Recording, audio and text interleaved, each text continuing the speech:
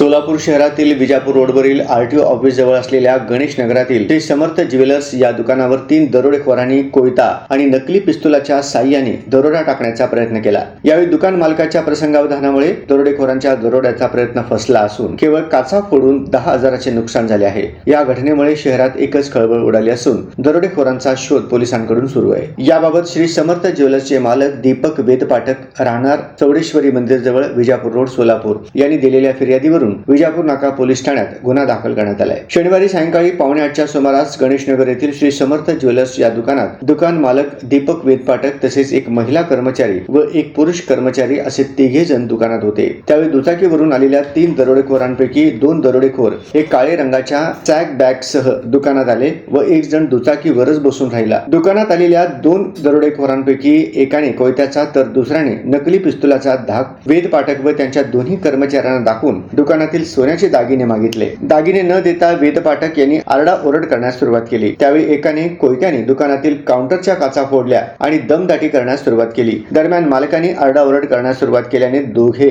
दरोडेखोरांनी दुकानातून बाहेर पडून दुचाकीवरील बसलेल्या आपल्या साथीदारांच्या साह्याने दुचाकीवरून पळ काढला। या घटनेची माहिती दुकान मालक वेदपाठक यांनी तात्काळ विजापूर नाका पोलिसांना कळविल्यानंतर विजापूर नाका पोलीस ठाण्याचे पोलीस निरीक्षक दादा गायकवाड वरिष्ठ पोलीस अधिकारी यांनी तात्काळ घटनास्थळी धाव घेऊन पाहणी केली। यावेळी दरोडेखोर आले आणि त्यांनी दमदाटी केली व पळून गेले। ही सर्व घटना दुकानातील सीसीटीव्ही कॅमेरामधून कैद झाली असून याबाबत विजापूर नाका पोलीस ठाण्यात गुन्हा दाखल करण्यात आलाय। दरोडेखोरांच्या शोधासाठी विजापूर नाका पोलीस ठाण्याचे 4 पोलीस पथक तसेच शहर गुन्हे शाखेची 3 पोलीस पथके कामाला लागली असून पोलिसांकडून या गुन्ह्याचा कसोशीने शोध सुरू आहे।